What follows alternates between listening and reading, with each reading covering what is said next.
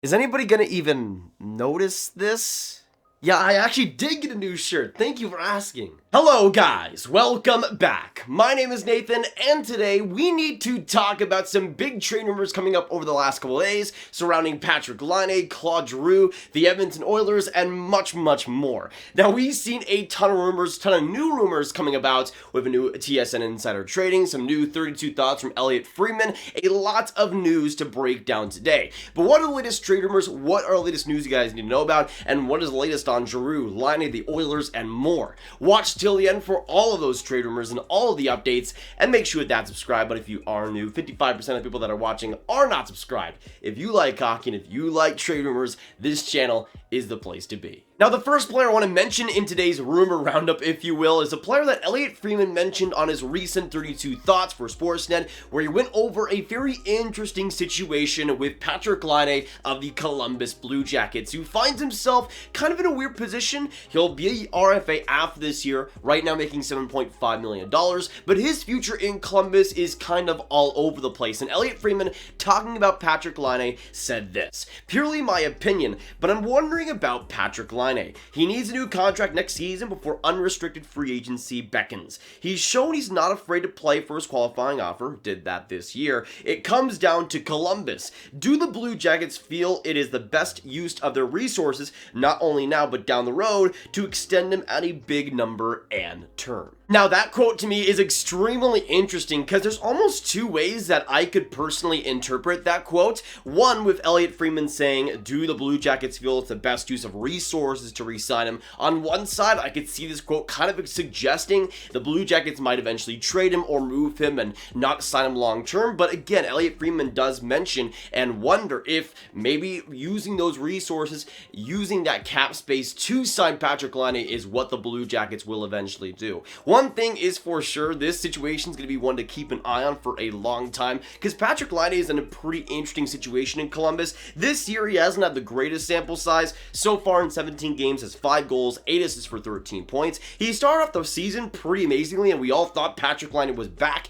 until he suffered an oblique strain, which put him out for a month, and then he went back to Finland to deal with a family issue, so that took him out for 2 months. And since that injury, he now has in 8 games only 4 points. He had 10 points in 9 games to start the year. He was on a torrid start, torrid start, and then after that injury, once he came back, it's been a little bit slow running for him over these last few games. And it's disappointing to see. He was fitting into that Columbus system nicely, but if you do get that Patrik Laine in the future, if you continue to see that type of Patrik Laine, then I feel like for Columbus, signing him long term would be a pretty good option for them, especially since, again, they have the cap space to be able to get him long term. But the problem becomes that Patrik Laine has proved himself as one of the most inconsistent players in the NHL. I mean, again, just this year, he started off amazingly, and since he's returned from the injury, he's been average to say the least. So even though I don't really blame him, I mean, getting back in the lineup after injury is never easy. At the same time, he's proved himself as a player that can't really be trusted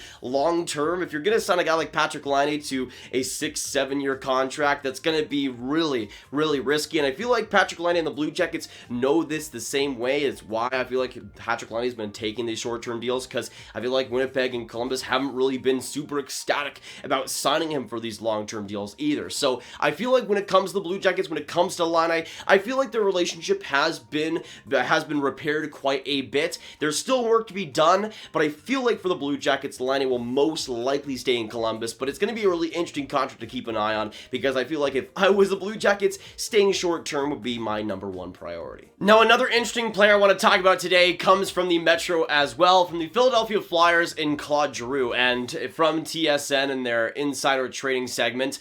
Pierre LeBrun had a very interesting couple of minutes talking about Claude Giroux's situation with the Philadelphia Flyers, how that's escalating and how it's working right now. With the Flyers, obviously, they haven't exactly been great over the last few games. I think it's a 7-game losing streak. Not exactly ideal, especially after they already fired their head coach in Ellen Vigneault. And Claude Giroux is really the big focus when we come to the trade deadline for the Flyers. He's a rental, he's a UFA after this year, he's 34, and he's still played pretty great so far this year in 36 games played, has 12 goals, 19 assists for 31 points, and last year 43 points in 54 games, the year before that 53 and 69, and then 85 and 82 back in 2019. This is still a player that can be a top 6 power play performer and be a great asset for any NHL team, and he's also played a lot of center so far this year, which makes his versatility, I think, pretty wide-ranging. He, in my opinion, could be one of the most interesting potential rentals, potential trade pieces, because he could play almost anywhere in the lineup, and I feel like he could be a strong leader as well for a bunch of NHL teams. I mean, I'm just going to name a couple here. The Minnesota Wild are a team that I think would be extremely interesting for Claude Giroux. You could have him as maybe a second-line center behind Hartman, who's the first liner, with potentially Zuccarello and Kaprizov long-term. Maybe you have him as a second-line center. Maybe you have Joel Eriksson Ek as the third-line center. But even if you don't have him as a centerman, you can have him on the wing and still have a potent offensive force. This is, to me, again, one of the options for Philadelphia that they're going to rebuild.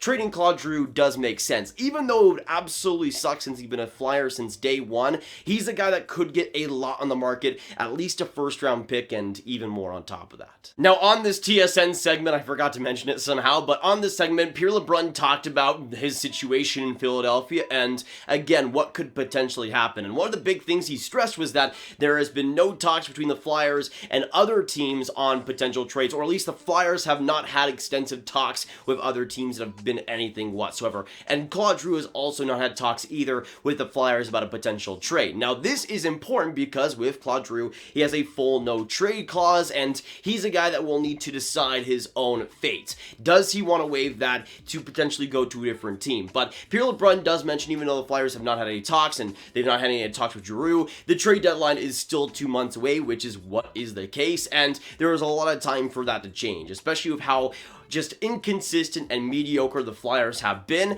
Pierre LeBrun also kind of insinuated with his body language that he also expects that to change. So I do believe that Claude Giroux will be traded at this year's deadline. It feels like the Flyers aren't going to be able to dig themselves out of the hole they've created, but Claude Giroux is a guy that could start that rebuild if they're truly wanting to go after it. And again, it wouldn't even cost that much for a lot of teams, I don't think, when you're getting a great productive top 6 forward in this playoffs. I mean, he's a guy that has played great in the playoffs in the past. And I think for a team like Minnesota, even a team like just throwing it out there like Nashville potentially on that top 6, maybe the Calgary Flames who could add another offensive force, there is a lot of options out there for a guy that's such a great leader and has been such a consistent player too. Now, going back to Elliotte Friedman's 32 thoughts, one of the big things he talked about was the Edmonton Oilers and what they will do with their goaltending. And we talked about it in the last video specifically on Edmonton's situation and how badly they need a friggin' goaltender, and looks like we might get some progress on that end. Elliotte Friedman says this: elsewhere, I think Edmonton's looking harder at acquiring a goalie. Remember, Yaroslav Halak has control in Vancouver and doesn't seem inclined to move. He also goes on to say this: the Oilers are changing course on this issue because missing the playoffs is not an option, and the frustration is boiling over. Scouting meetings are in California this week, so owner Daryl Katz can be heard firsthand. So we get some very interesting news here again about things escalating in Edmonton, but again, more word that goaltending is really going to be the big thing Edmonton is focusing on. Like we talked about in that last trade rumor video, that Edmonton now will likely be forced to change something up in net, even if Ken Holland might not want to. That was what I was talking about last time, and we get official confirmation here that goaltending is likely what's going to be fixed. Whether it's a Carey Price, a Marc-Andre Fleury, or even a lower tier option, the Oilers are going to want to get somebody to alleviate the huge gaping holes the Oilers have in net right now. Now, a couple more quotes I wanted to mention as well, where Elliotte Friedman delved deep into some big buying teams of this year's deadline, and he said this: last week, I mentioned that Carolina and Colorado will be in every trade rumor. I'd like to add the Florida Panthers. For a defenseman, there are teams who suspect they're in on Jacob Chychrun. It's an all-in year for the Panthers. They're really good, and one more defender would be perfect for them. And then Elliotte Friedman says this: stealth add the New York Rangers.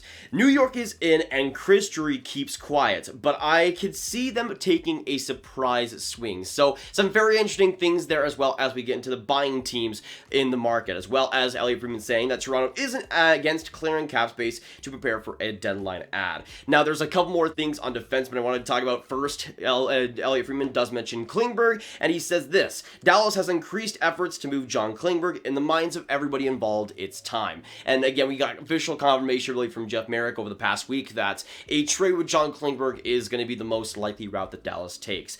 And then, for the last quote I want to mention, Elliotte Friedman says this on another Philadelphia Flyer. Another unrestricted defender to watch is Philadelphia's Rasmus Ristolainen. There was a time this was headed in the direction of the player testing the market. We will see if it changes. So again, with Philadelphia's current situation, Ristolainen is yet another guy that could potentially be moved, which in Philadelphia's case, they should likely bite the bullet. He has just not been good this year. He's never been good. If you can get a 7th round pick, you might as well. He has been that bad and that poor. But the last thing I want to mention today in the rumor roundup, in the news roundup, again, whatever you want to call it. I like rumor roundup because it kind of sounds cowboyish, and I'm from Texas, so I kind of like that sort of thing. You know how it goes. But the last thing I want to mention today is the Leon Draisaitl situation. We have probably all heard about it. I want to give my thoughts because I saw the clip as it was posted. I saw everything, and I didn't really make a tweet about it because I didn't really know what to think about it, and I've thought about it some more, and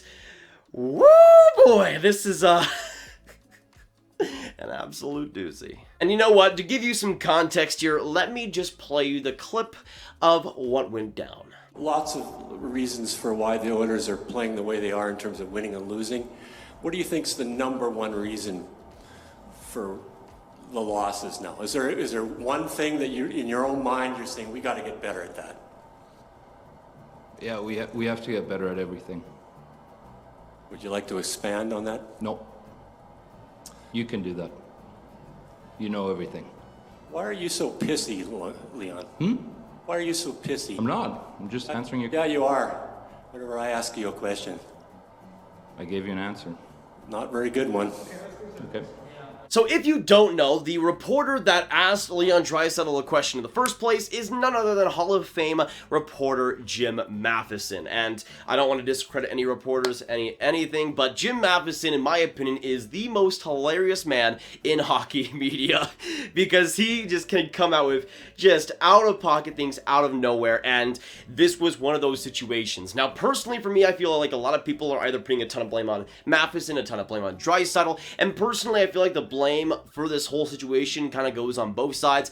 Matheson wasn't really the most mature response after Draisaitl bit back on his question, but Draisaitl did start the kind of angsty back and forth that we saw here. So in some ways, it's kind of one of those things where you have two kids saying he started it and the other keeps saying he started it, so it's just a back and forth and it doesn't matter in the end because they're both fighting each other. It's one of those situations where both people are in the wrong here and it shouldn't have happened the way it happened, but I thought it was absolutely hilarious, and I think it's a great example of the frustrations that Edmonton is having right now. I showed that McDavid clip of him looking super depressed in the last video, but that moment, that clip is the greatest example of what Edmonton is going through. The media is frustrated, the players are frustrated, the franchise is frustrated, and it's kind of all boiled into this one insanely funny moment. But I just wanted to mention that clip in that moment because it made my day. I could not believe that actually happened